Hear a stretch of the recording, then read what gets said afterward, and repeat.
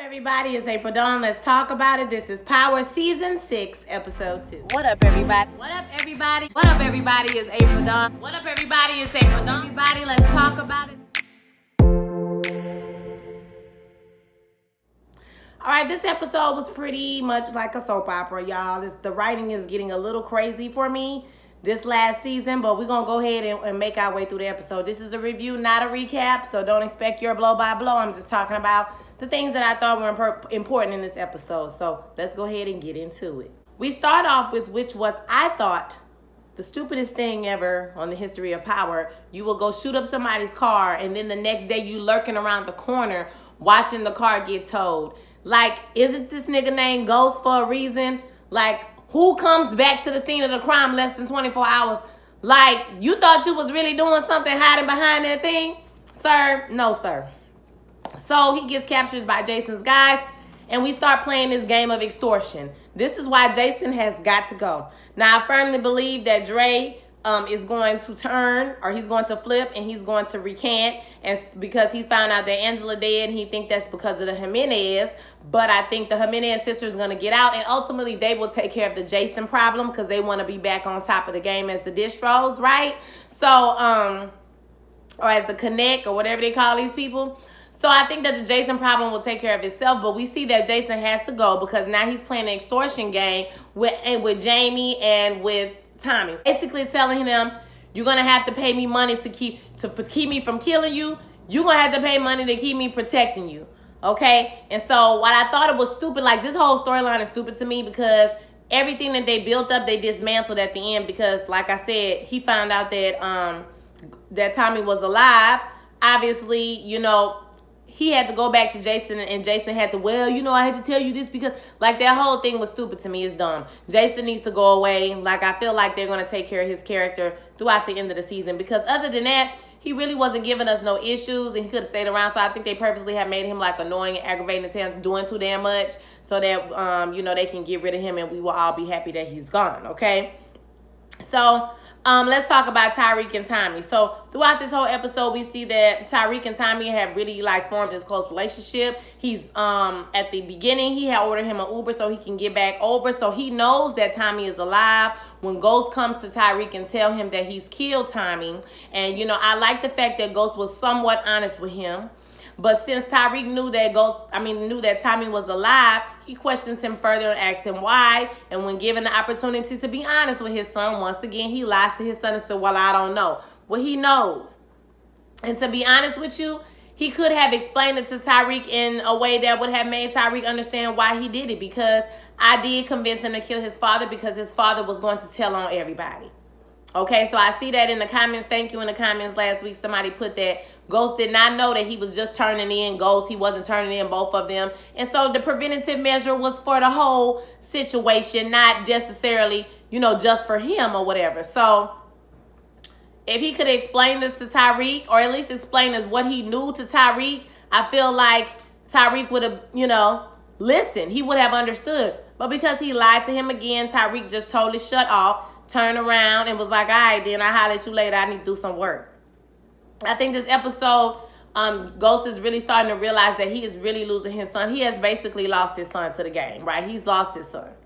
So we see that Tyreek, like I said, and Tommy, they talk later on. He tells them what's up, and he basically gives Tommy permission to kill his father, or tells him, if you're going to kill him, just let me know you're going to kill him before you do it, which Tommy does not do. Okay, and so this is going to be an issue later because you tried to kill him again when he didn't actually get a chance to kill him. Well, he didn't actually get a chance to kill him, but he was texting Tyreek, and he stopped texting him in the midst. So then we have Tyreek selling drugs. So now we got the roommate came in the room with a dude like he want to buy some drugs. Tyreek like, I have no idea what you're talking about. You know, doing the standard Ghost, I don't know what you're talking about, lying.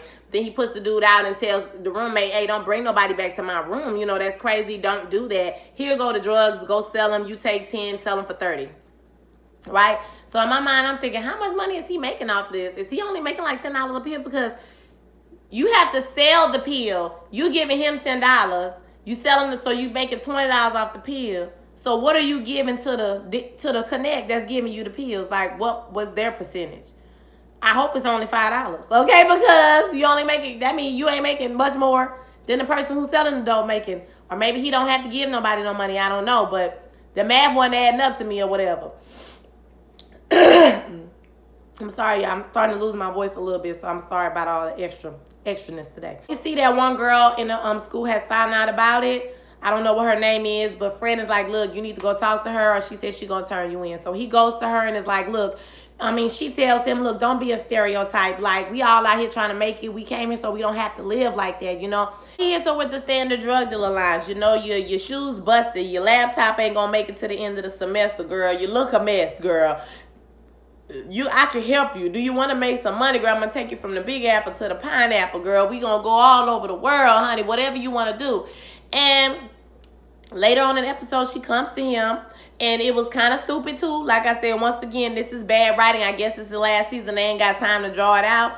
But, you know, she had such strong convictions to be changed her mind in, like, damn, 10 minutes, okay? She was already changing her mind. We was like, okay, girl, I guess, you know. So she gonna be down with it. She told him if he work with her, then she won't get caught or whatever, or he won't get caught. So we got a new Tasha and Tommy. I mean, a new Tasha and Ghost setup or whatever.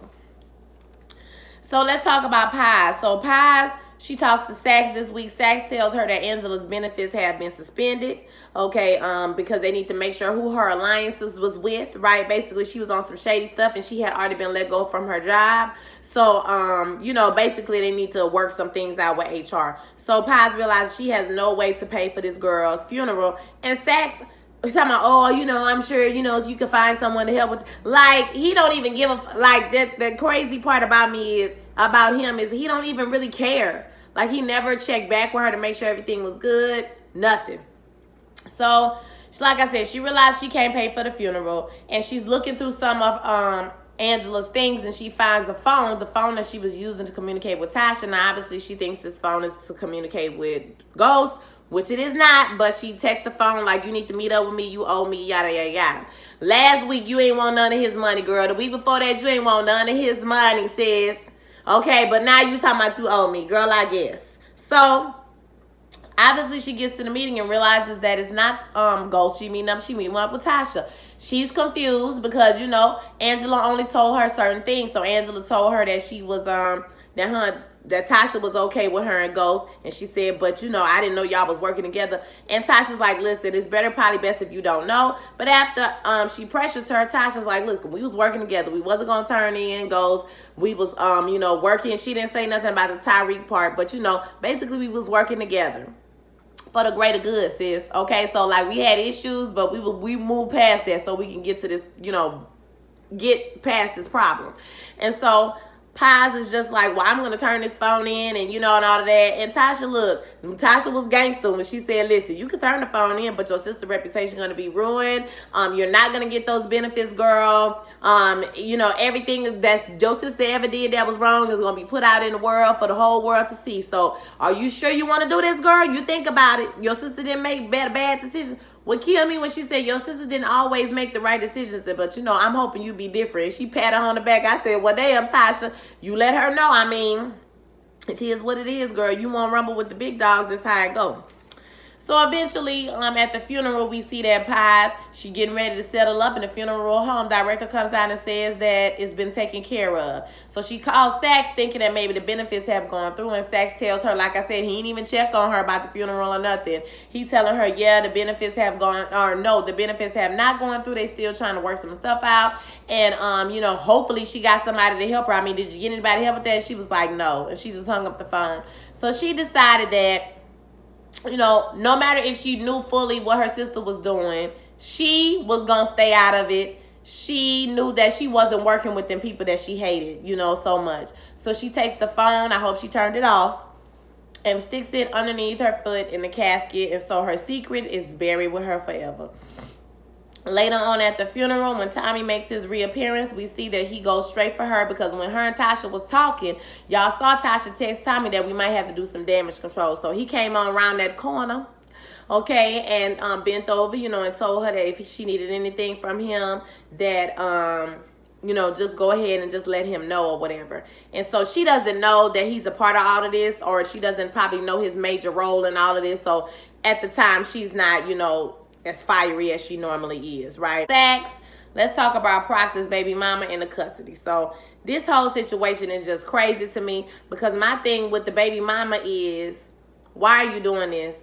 Like, you literally could just have waited and got you a job the right way. Why are you trying to take your baby daddy down? I know he got you addicted to coke, but bitch, ain't nobody told you to do coke. It's like people don't want to take responsibility for their own decisions and the things that she's done. And my thing is, if you're supposed to be caring about your child and you a good mother, why would you put your daughter in this predicament and in the middle of all this gangster ass shit? Like, why would you do that? Why would you put your daughter in that? So basically, they gave her a recommendation for her new job, Saxon them down at the attorney's office. And so now that she has this new job, she has decided to work with them, and she's put this like unicorn little thing on her daughter's book bag that can record and catch Proctor. None of this is legal. That's why Sax is going around the back way to do it. But the only thing I'm assuming is, from watching years of Law and Order, they're getting illegal information so that will help them get to something legal. Okay?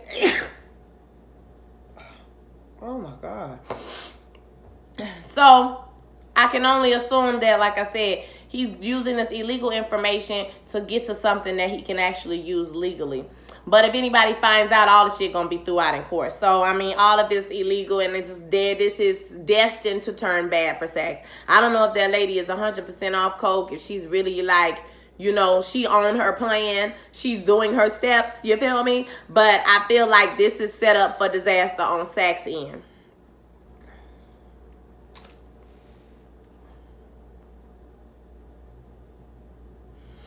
So Tate and Ghost. So this week we got to see a little gangster side of Tate. He wasn't as, you know, he's been holding it very beneath the surface. It's right there. We can all see that he a gangster. That you know, it's something going on with him.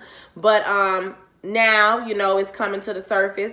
They did a press conference. Well, earlier he talked to Jamie. He basically told him, you know, I ain't gonna let your shit, I'm not about to go down with your shit. He straight up asked him, did you kill Angela Valdez? He says, no, I didn't. She was the love of my life. He loved walking around talking about Angela was the love of his life, child. Tate is basically like, cool, just don't let that, you know, I'm not gonna mess up my stuff messing with you. I'm not going down with your shit. So eventually they get to this press conference where he's announcing his run for governor. Tate did say earlier that he had been working on his speech for 18 hours and he wasn't gonna let nobody take the spotlight for him. But in true fashion, someone from the neighborhood got into the press conference, and you know, he confronts him about not having a job. And this is when Ghost takes his opportunity to step up to the mic and say that he's working in the community. And the man, I don't want to hear from your ass. You ain't nothing but a dope boy. And he's like, listen, you know, our community didn't have a lot of opportunities, but now we have so many opportunities, and we're trying to help our community and yada yada yada. And I've been working with Tate in his office for 18 hours working on his speech. He just alibied himself. That was the alibi for himself. Y'all ain't catch that. That definitely was an alibi. And so after the press conference is over, Tate is like, nigga, I told you, don't get me caught up in your stuff. Okay? I'm not trying to, and at this point, I can't even be mad at Tate. Like, don't get me caught up in this gangster shit. I ain't got nothing to do with this. He don't even know that Ghost is using for alibi.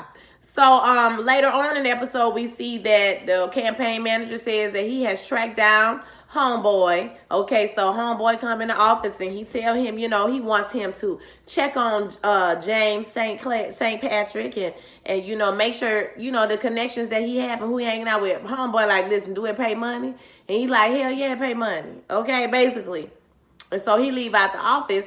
And the campaign manager is like, oh my God, what are you doing? Like, you out of your mind. You can't do this. And so he punched him in the stomach and he knocked him upside his head and was like, this how we gonna do it. Because the dude was like, what are you gonna do? You gonna fire me? I know too much about you. And he just went on and punched him. I was like, you better be quiet, sir, because you gonna come up stinking somewhere messing around with Tate. I feel like Tate, he gonna try to find out some information, but I feel like you picked the wrong person to help you go find out information about Ghost. This is a big, doofy, goofy, tall-ass man.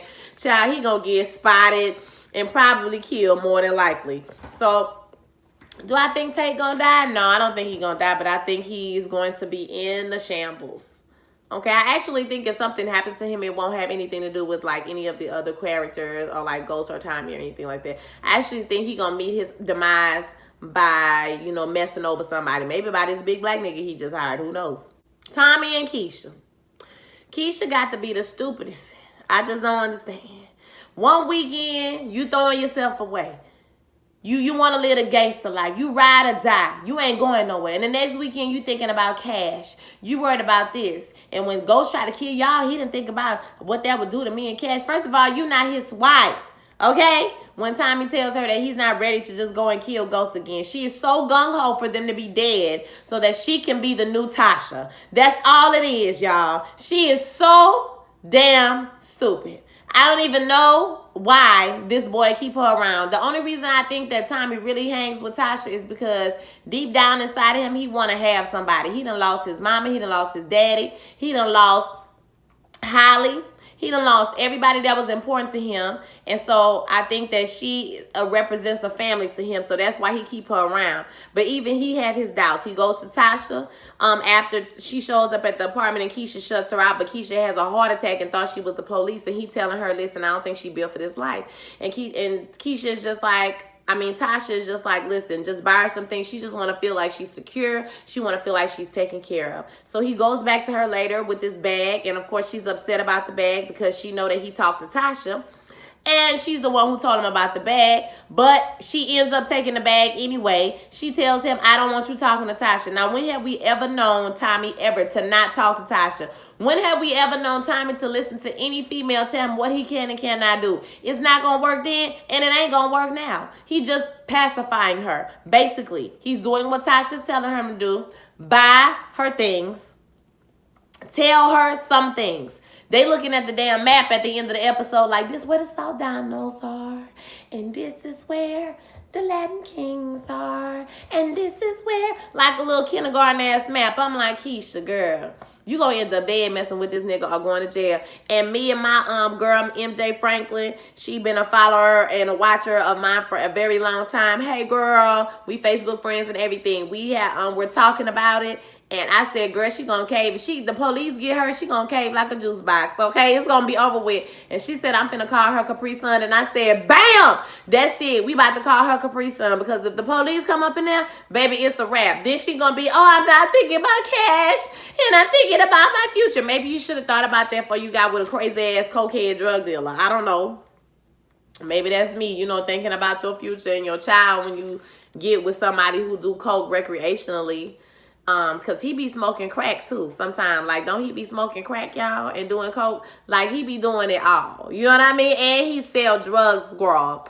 And they was talking, the son was earshot away. I was just like, Keisha girl. And Lala, I love Lala. It pains me to say this. Her acting is terrible. And I don't know. I don't know. She need to pray about that and go to some classes, because I know I'm not the only one. I've seen several reviews of this show over the years, and everybody concurs that her acting is pretty terrible. She did okay when she was just the best friend homegirl, but now she got like an entire storyline. Then she gonna be in another 50 Cent. Y'all, she is terrible. But who are me? Okay, so let's talk about Tasha. So this episode, Tasha gets visited by Rodriguez and Donovan. They asked her about Terry. She says that she talked to him. That was attorney-client privilege, and she ain't got to talk to him about nothing. Rodriguez is trying to break her. Rodriguez gonna get on our damn nerves, okay, for this whole season. So after she meets up with Paz, she coming around the corner, and Rodriguez is asking her questions about Terry. Basically, she looked on their cell phones and it pinged or whatever in this place. She like, look, girl, I was screwing him. Okay, we was doing it in the garage. I'm a married woman. I didn't want nobody to know. That's why I didn't tell you. But I don't know where he is. He was alive when I left him. He was fine. And so she says, okay, well, what if I believe you or whatever? And she was like, cool. Well, you better hope there's no cameras in there and da-da-da-da. I mean, she's just constantly threatening her or whatever. So, she goes home. Tasha takes this new information and she goes home to Ghost. Because earlier in the episode, they had arbitration for their divorce, and we find out that Tasha will not be getting anything per the prenup. She agreed to if she wants to get the divorce, initiates the divorce. If Tasha initiates the divorce, she won't get any money from the prenup. And so I don't agree with this. I feel like they were young and she was probably manipulated into signing this prenup, because who's going to sign a prenup saying that they will never initiate a divorce unless you think your husband is going to be with you forever and he would never divorce you, right? And you would never want to divorce him, which is a lie. I think that Ghost was smart. He knew from the beginning that maybe he didn't really love her like he said he would love her, and maybe one day she probably probably would want to leave his ass. So to prevent himself from going to prison, he put that clause in there. It really don't talk about anything else under the prenup. But this is why I feel like she should get more money. I do feel like some of the reasons she's asking for the money is not because of the kids. It's because she wants the money. And I really wish that as a character, Tasha would own that. And I think that's one of the reasons why people don't like her that much, or, you know, they can't really root for 100% because Tasha is about that coin. But my thing is, at the same time, Tasha probably always been about that coin. It ain't nothing new, okay, about Tasha. And I feel like we are judging Tasha off of, you know, what we feel like she should want for her family. Yes, she should have wanted him to get out the game. She should have supported him. She should have. But she didn't because she always been about that bag. So it is what it is. At this point, I feel like on the strength of she helped build the business to be what it is today. If Tasha wasn't around, they would have got caught. They wouldn't have had, she ran that money. She helped that business grow. Okay? I was your lover and your secretary, okay? He owed her some money, period. But I wish she would just be like, bitch, you owe me money. I get money for the kids, but you owe me money. You know what I mean? Like, own it. I just want her to own it, like 150%. Bitch, you owe me money. I did. I helped you be Ghost today. It wouldn't be no Ghost without me, bitch. So I wish she would do that. So she goes to him later with this information that she has now. She has put together that, yes, he has killed Terry. And what pissed me off is that Ghost is so dismissive. Like I said, he runs around and telling everybody that Angela was the love of his life. He loves saying that out loud. Angela was the love of my life. But as soon as she says something about you killed a man that was for me, he tell her, oh, he wasn't your future no more than Sean was your future. So you just don't even care about this woman's feelings. You don't care about the people that she thought was important. But you expect everybody to fucking bend over backwards and do backflips because you was with Angela and you was in love with Angela. Child, I can't. I cannot. So she tells him, listen, if you want me to not tell, basically, if you want me to not tell what's going on in this organization, that you're gonna have to pay me. Bitch, I will tell on you because I'm tired. He was like, well, I ain't got no money to pay you. I'm already paying Jason $100. I don't give a fuck. That's your problem with him. That ain't got nothing to do with me. So you gonna have to pay me to keep my mouth closed. And he was like, you would. And she said, try me. Because she's at the end of the day, they want you. They don't want me, bitch. They want you. So I can go in there and make another deal. And I will tell it all until you give me the money. He was like, well, that's fine. That's fine. Because the first thing he said was, I thought I took you off the list. And then when she was leaving, he was like, well, goodbye. You don't come back here. You don't live here no bitch. Don't nobody want to be up in here with you sitting alone drinking Hennessy at the fireplace. Okay, done alienated everybody in the name of yourself and still end up alone. I can't. Don't nobody want to be sitting up here with your stupid ass. They don't even want to be there. See that Tasha ends up paying for the funeral. She gives Pies the head nod, like, I got you, bitch, you know, paying at the funeral. And we also see that when Tommy makes his appearance at the funeral, then she got the pleasure of saying, I know. Did you know he was alive? Yep. And so now Ghost is realizing that he's really alone. He really has no one. His son don't want to be bothered with him. Tommy don't mess with him. Tasha is holding things back from him where she used to tell him things. I mean, and I don't blame them, y'all. He has done the same thing to everybody on this show. He has held back certain information. He has lied to them. He has disrespected them. He still be disrespecting Tasha to this day. Well, then turn 2 seconds later, ask her to help him and go, like he was disrespecting her, told her she wasn't getting nothing, then come out and ask her to go to the funeral. It amazes me. It never ceases to amaze me of the amount of ridiculousness, okay? Tommy and the crew got a little few problems going on. I just want to mention that 2-Bit or 2-Sweet, or whatever his damn name is, he, you can tell that he gunning for that second spot, that position, and over the other dude. I don't know what his name is, but he didn't get it with Dre. He got passed over. So he is looking to get that second spot, and he's going to be an aggravating, annoying ass problem because you remember he be doing too much. Remember he killed the dude doing too much. He always doing too much. He already pulled out a gun on somebody, so we already know that he's going to be an issue with Tommy, and I feel like he's going to mess up Tommy's stuff some kind of way. It's going to get messed up, or he might end up going back with Dre, because I do think that Dre is going to defect. He's going to recant. He's not going to testify. He's going to go into hiding in New York, or you know, just be out there or whatever. I guess he won't have to go into hiding since he didn't testify. So I think that's what's going to happen. He might hook back up with Dre. I do think that a good scenario because, you know, Jason told Ghost that he could kill Tommy, but he's gonna have to be the new distro. I do think that Dre stepping into that role and maybe not dying will solve Ghost's problems, because Dre wants to be a drug dealer, big time drug dealer. He wanted, and so he will have mended his fences with the Jimenez, and so he could step right into that role at the end of the season. Yeah, so overall, I think this was a good episode. I hope I didn't miss anything big. Like I said, I've talked about the Tommy showing up at the funeral. That was a big deal because everybody was there. Sax was there. Tamika was there. Everybody was there. And he was like, wow, the ball's on this dude. He's like, he's OJ. He's fucking OJ. And it was true. It was amazing to watch him do that. He really bossed up and showed up at this funeral. And then Tommy shows up and Ghost is just so surprised because he has no idea that that Tommy made it and was out alive. And when he asked Tasha, Tasha was like, yep, I knew he was alive. And so now, like I said, he realizes that he's out there on his own. He really fighting against his whole crew, but he has set himself up this way. I'm sorry, y'all. I don't really care for Ghost's character. I wouldn't mind if he died. Okay, I feel like there's no growth. It really ain't his fault. I feel like it's the writer's fault. They did not grow his character throughout all of these seasons. Like at the little snapbacks at Tasha and shit like that, I feel like as a character, he should be above that at this point. Like, you have lost the woman that you love, but you still taking time out your life to say some shit like, well, that nigga wasn't your future, just like Sean. It's petty. It's childish. And I feel like his character was not developed. I feel like he the same nigga who would kill everybody on this show if it meant that he could preserve himself. Okay, and I feel like once he compartmentalized that Tyreek is not his son no more, he would kill that nigga too. I believe he would kill everybody on this show because he said out his mouth and said everything I do is for the kids. You know it's a damn lie, sir. You know that's a lie. It's a lie. Maybe getting out the drug game is for the kids, but everything else is not for the kids. It's for yourself. So you will stay out of jail. You know what I mean? So I don't know. Do I feel like he should die? I wouldn't mind if he died. I feel like it would make sense for him to die at the end of the season. I feel like Tommy ain't gonna make it to the end of the season because Tommy is too reckless. I don't feel like he will make it. You know what I'm saying?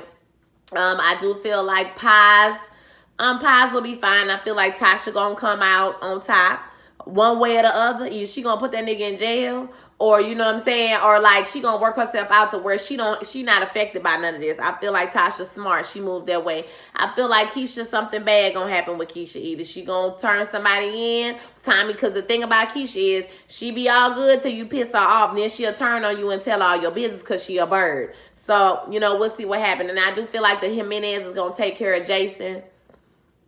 I don't know why I feel that way. I just do. So I want to hear your thoughts about this episode. Don't forget to like, comment, subscribe. I'm not going to do much editing to this video, so I'm just going to load it up. So, you know, excuse all the uhs, the coughs, and me getting up and walking away. If that makes it, I'm going to try to cut that part. Okay, all right. I'll see y'all next week.